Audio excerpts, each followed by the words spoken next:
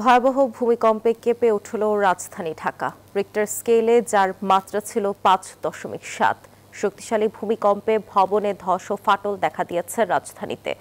ঝাঁকুনি অনুভূত হওয়ার সঙ্গে সঙ্গেই বিভিন্ন এলাকায় মানুষ আতঙ্কে ঘর থেকে বেরিয়ে রাস্তায় ছুটে আসেন। এই ঘটনায় হতাহতের আশঙ্কা করা হচ্ছে।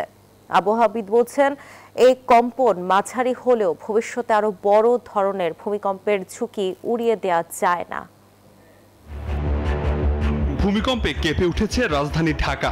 ঝাঁকুনি অনুভূত হওয়ার সঙ্গে সঙ্গে বিভিন্ন এলাকায় মানুষ আতঙ্কে ঘর থেকে বেরিয়ে রাস্তায় ছুটে আসে। ঝাঁকুনির সময়কাল খুব বেশি না হলেও হঠাৎ কম্পনে মানুষের ভেতর ভয় ছড়িয়ে দেয়। আতঙ্কিত হয়ে মানুষ বাসা ছেড়ে নেমে আসেন বাইরে। কলেমা পড়তেছে সবাই যে এটাই মনে হয় যে শেষ অবস্থা।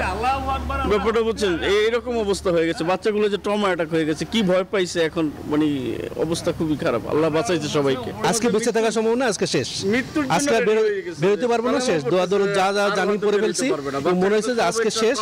না, আমি আমার জীবন দশায় এরকম ভূমিকম্প দেখি না এর আগে।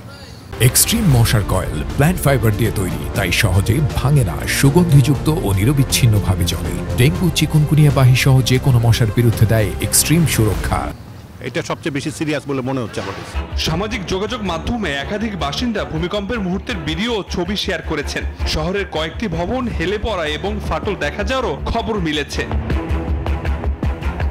আবহাওয়া অধিদপ্তরের তথ্য অনুযায়ী শুক্রবার সকাল 10:38 ঢাকা সহ দেশের বিভিন্ন স্থানে ভূমিকম্প অনুভূত হয়েছে। রিক্টার স্কেলে ভূমিকম্পের মাত্রা ছিল 5.7।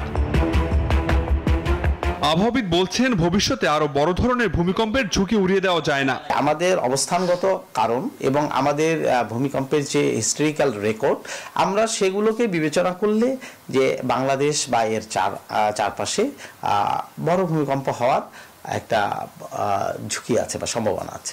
রাজধানীর বিভিন্ন এলাকায় ভূমিকম্পের শিক্ষার্থী ও শিশুসহ আহত অন্তত 18 জন ঢাকা মেডিকেল কলেজ হাসপাতালের জরুরি বিভাগে এসেছে। আবির হোসেন, নিউজ 24, ঢাকা।